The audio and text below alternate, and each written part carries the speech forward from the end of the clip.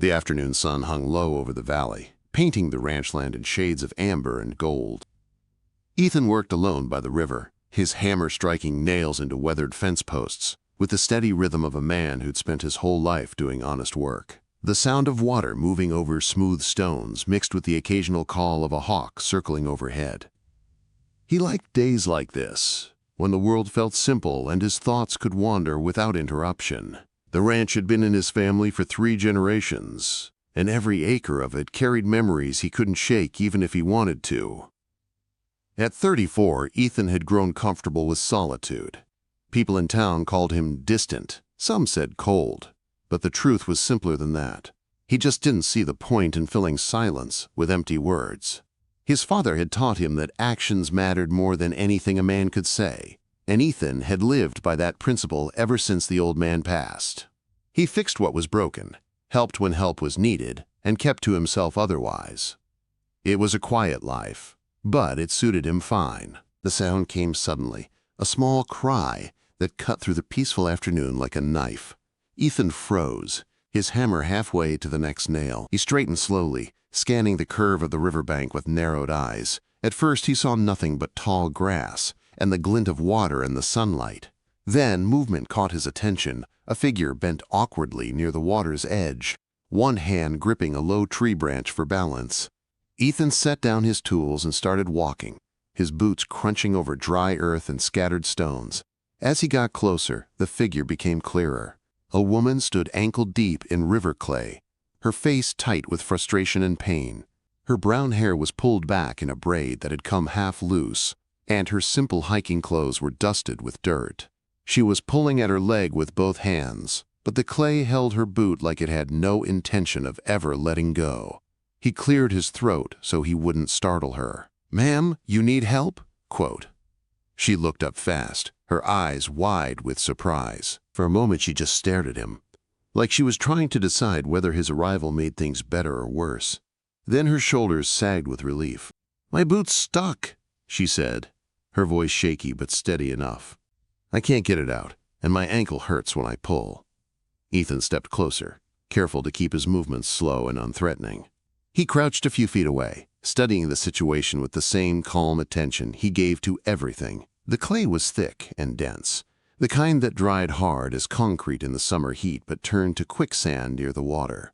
Her boot was sunk deep, and he could see from the awkward angle of her leg that forcing it free would only make things worse. "What's your name?" he asked quietly. "Clara." "I'm Ethan. Let me help you." Clara bit her lip, clearly embarrassed but too uncomfortable to refuse. She tried pulling again, gently this time, but the moment pain flashed across her face, she stopped. She looked at Ethan for a long moment, her eyes searching his face for something. Trust, maybe, or reassurance that she wasn't making a mistake by accepting help from a stranger. Whatever she saw there must have been enough, because she took a deep breath and said the words that would change everything between them. "If I take it off, will you help me?" Quote.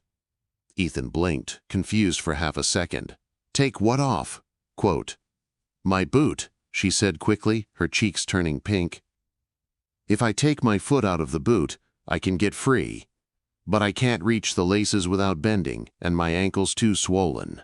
I need someone to get the boot out after." Understanding settled over Ethan like a warm blanket. She wasn't asking anything strange or improper. She just needed practical help, the kind any decent person would offer. He nodded slowly. "All right. If you're comfortable with that, I'll help however you need." Clara steadied herself against the tree branch and carefully loosened the boot's laces.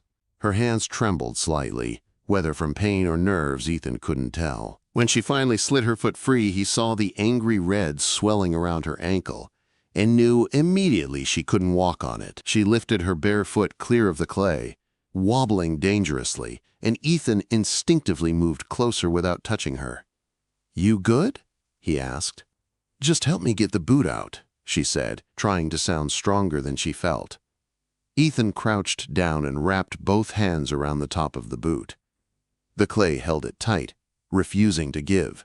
Instead of yanking, he reached for a stick lying nearby and worked it carefully along the edges, loosening the clay bit by bit with patient, deliberate movements. Clara watched him work, noticing the way he took his time, the way he respected the situation instead of just muscling through it. After a minute of steady effort, the clay finally released its grip, and the boot came free with a wet sucking sound. He set it down beside her and stood. "There, but we're not done. You can't walk on that ankle." "I don't want to be trouble," Clara said softly. "It's not trouble." His voice was firm but kind, in a way that made her feel safe instead of argued with. "Let me get you to my truck. There's a clinic in town where someone can look at that properly." Clara hesitated, pride and pain warring inside her. The pain won. "Okay," she whispered. "But I can hop." "No," Ethan shook his head. "You'll fall on these rocks." "I'll carry you, if that's all right with you." Nobody had offered her help so gently and longer than she could remember. Most people either ignored problems or barged in without asking. Ethan did neither. He gave her a choice, respected her enough to wait for permission, and somehow that simple act of decency made her eyes sting with unexpected emotion. She nodded. Ethan stepped close and lifted her carefully, one arm under her legs and the other supporting her back. Clara held onto his shoulder lightly, trying not to feel self-conscious about the whole situation. But Ethan moved with such steady confidence that her embarrassment faded quickly. He carried her up the hill toward his truck like she weighed nothing at all, his steps sure even on the uneven ground. "I haven't been carried since I was a child," Clara said with a small, nervous laugh. "Well," Ethan replied, adjusting his grip slightly to make sure she stayed comfortable, "you picked the wrong spot to stand today." Despite everything, Clara found herself smiling. When they reached the truck, Ethan opened the passenger door with one hand and set her down gently on the seat. She started to apologize again, but he cut her off with a look that was surprisingly gentle. "You don't need to say sorry for needing help," he said firmly. "Everyone needs help sometimes." Those words settled into Clara's chest and stayed there.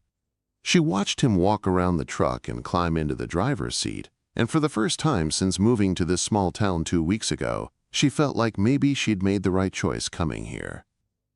Maybe there were still good people in the world, people who helped without expecting anything in return. The drive into town was quiet, but not uncomfortable. Ethan kept the truck steady, avoiding bumps and potholes without making a show of it. Clara leaned her head back and let herself relax. Really relax. For what felt like the first time in months. When they pulled up outside the small clinic at the end of Main Street, people on the sidewalk turned to stare. Ethan ignored them completely.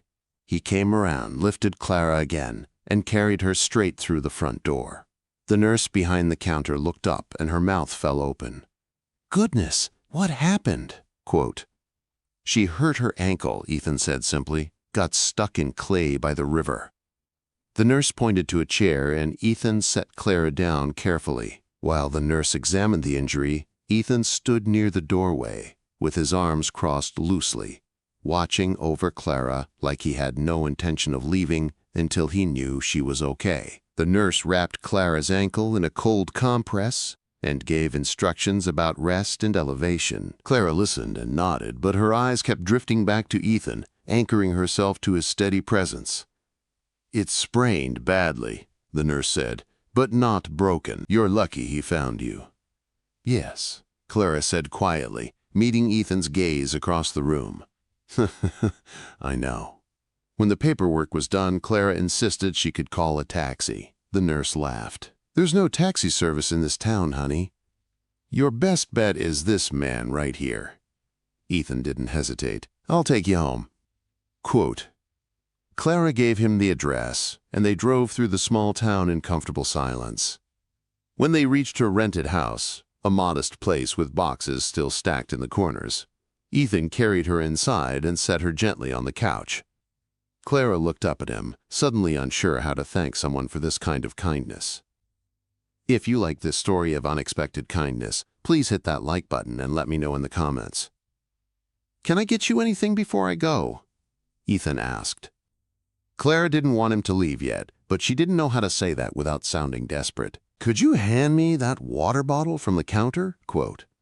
Ethan nodded and grabbed it. When he passed it to her, their fingers brushed lightly, and the small contact sent a warmth through Clara that had nothing to do with the summer heat. She held the bottle and looked at him, really looked at him, seeing not just the quiet rancher everyone said kept to himself, but a man with deep reserves of kindness he probably didn't even recognize in himself.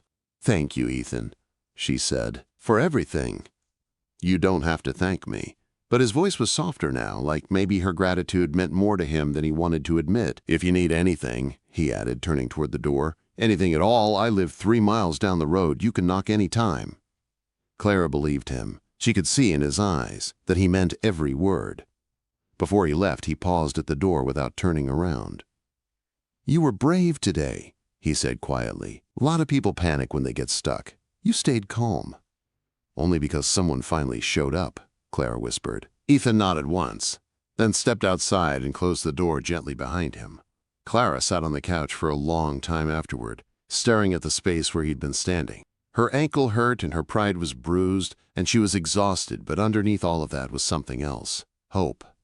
The feeling that maybe, just maybe, moving to this town was the beginning of something good.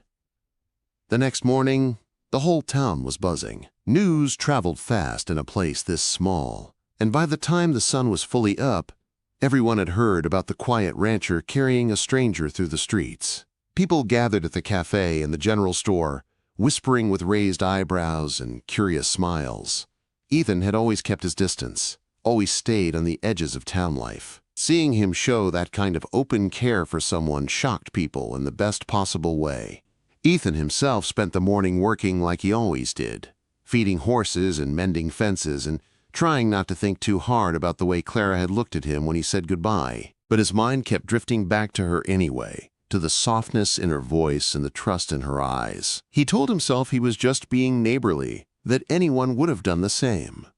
But deep down he knew that wasn't quite true. He'd felt something shift inside him when he lifted her into his arms, something that made him want to keep her safe long after her ankle healed. By midday he couldn't stand it anymore. He cleaned up, changed into a fresh shirt, and drove back into town. When Clara opened the door and saw him standing there with a paper bag of supplies and a bottle of sports drink, her whole face lit up like sunrise, breaking over the mountains. "Ethan," she said, surprised and pleased in equal measure, "I didn't expect you." "Thought you might need these," he said, suddenly feeling shy. "Wanted to make sure you're doing all right." Clara stepped aside and let him in. The house looked more settled than yesterday, with a few pictures on the shelves and a blanket draped over the couch. She was building a home here, slowly but surely. They sat down together and talked, really talked, about everything and nothing. Clara told him about the library job she was starting soon, about the places she'd lived before, about why she liked quiet spaces where she could think. Ethan told her about the ranch, about his father's lessons, about the comfort he found in routines and open land. "You're not as quiet as people say," Clara observed with a small smile. Ethan looked at her, puzzled. "I didn't think people said anything." Quote, "Everyone's talking about you carrying me through town," she admitted. "They're calling you a hero." Ethan's cheeks warmed. "They make too much out of nothing." "It's not nothing," Clara said seriously. "You helped without asking anything in return." "That's rare." Ethan didn't know what to say to that, so he just nodded. After a while, he stood to leave. But before he went, he told her something he'd been thinking about since yesterday.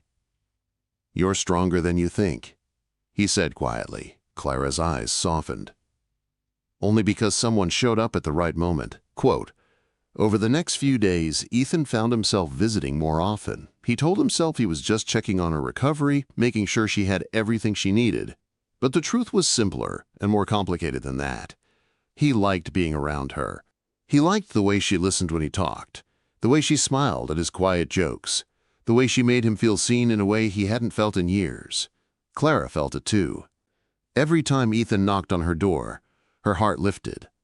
Every time he sat across from her and talked in that low, steady voice, she felt safer and more understood than she had in her entire life.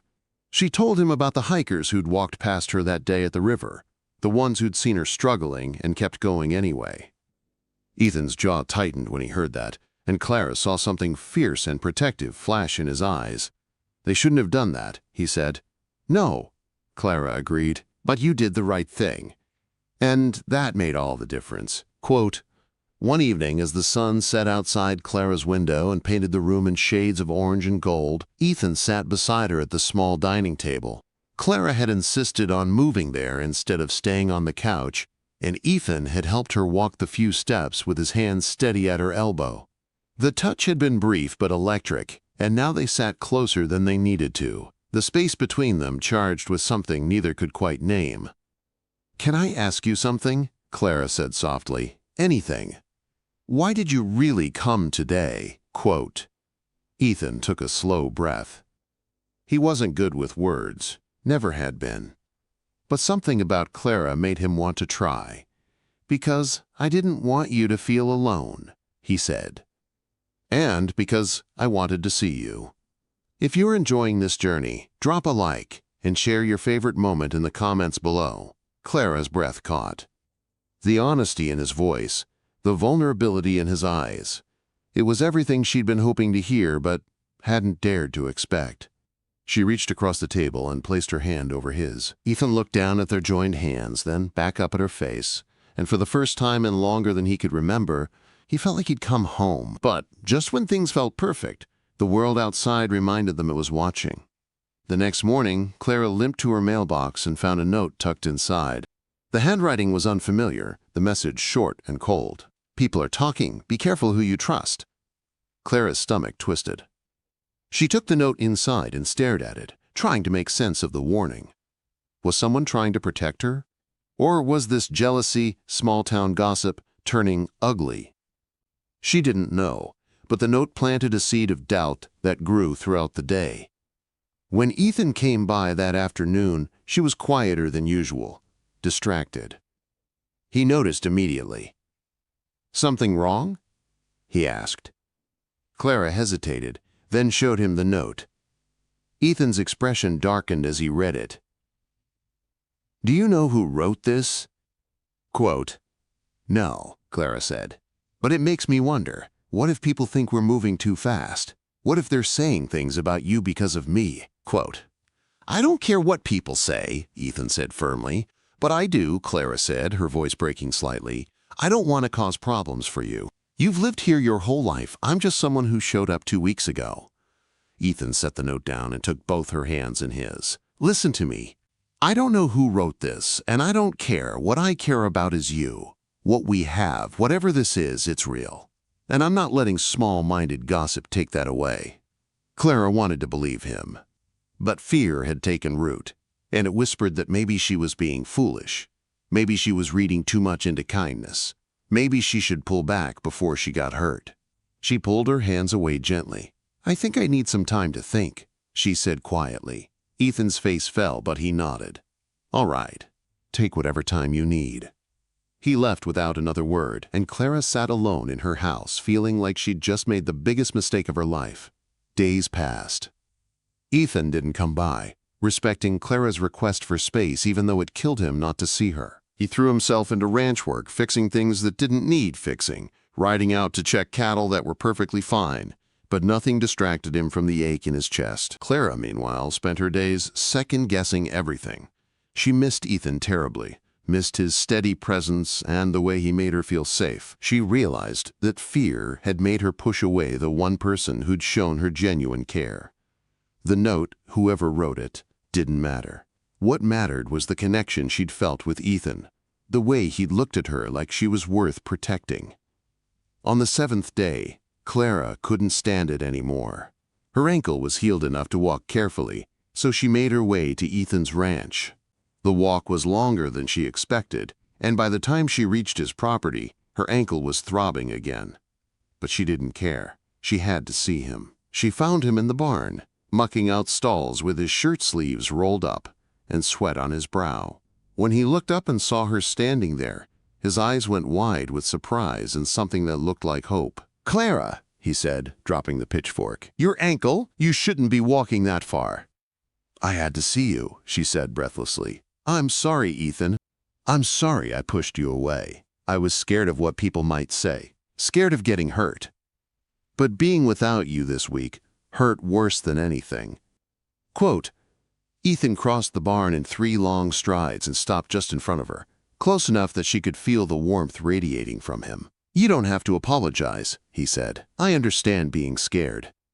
"I'm not scared anymore," Clara said, looking up into his eyes. "Not of this. Not of you." Ethan reached up slowly, giving her time to pull away if she wanted to. When she didn't, he cupped her face gently with both hands. "I've been thinking about you every single day," he said, his voice rough with emotion. "Every single hour." "Then don't let me go," Clara whispered. Ethan leaned down and kissed her softly, carefully, like she was something precious he didn't want to break. Clara's hands came up to rest on his chest, feeling his heart pounding beneath her palms. The kiss was everything a first kiss should be, tender and full of promise and worth every moment of fear that had come before it. When they finally pulled apart, Ethan rested his forehead against hers. "I don't care what anyone says," he murmured. "You're the best thing that's happened to me in years." "You're the best thing that's happened to me ever," Clara said. They stood there in the barn with sunlight streaming through the wooden slats and dust motes dancing in the air, holding each other like they'd finally found what they'd been searching for all along. The note, the gossip, the fear, none of it mattered anymore. What mattered was this: 2 people who'd found each other in the most unexpected way and weren't letting go. Word spread through town faster than wildfire. Ethan and Clara were seen together everywhere, walking down Main Street hand in hand, sitting together at the cafe, laughing like they'd known each other forever instead of just a few weeks. People who'd been skeptical softened when they saw how Ethan smiled now, how Clara brought light to his quiet world. The person who wrote the note never came forward, and eventually it didn't matter. Love had a way of silencing doubt. 3 months later, Ethan asked Clara to move in with him on the ranch. She said yes without hesitation. 6 months after that, on a warm afternoon by the river where they'd first met, Ethan knelt in the same spot where Clara's boot had once been stuck and asked her to marry him. Clara cried and laughed and said yes, pulling him to his feet and kissing him while the river flowed steady beside them. Their wedding was small, held on the ranch with the whole town invited, and when people talked about them afterward, they didn't whisper about scandal or gossip. They talked about the quiet rancher who'd found his voice, and the woman who'd helped him remember that taking care of someone wasn't a burden, it was a gift. They talked about second chances and unexpected kindness, and the way love could start with a simple question spoken in fear and hope. "If I take it off, will you help me?" And Ethan had answered the way he always would, with honesty and action and a heart big enough to hold all of Clara's trust. "Yes," he'd said, and he'd spent every day since proving that he'd meant it.